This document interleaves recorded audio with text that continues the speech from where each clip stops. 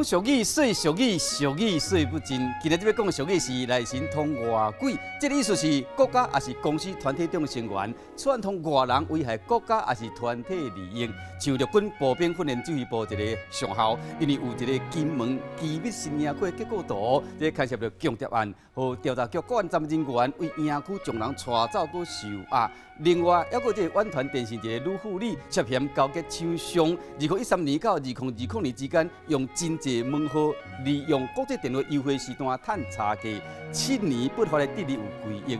检调有团购的嫌犯，这个女护理用50万交保。这两件都是为了个人的利益，危害国家是公司，这个典型的案例。像这款人，就算一时得利，卖良心不安，做人都要光明磊落。日子才过着会轻松，毋那像今日所讲的俗语，内神通外鬼。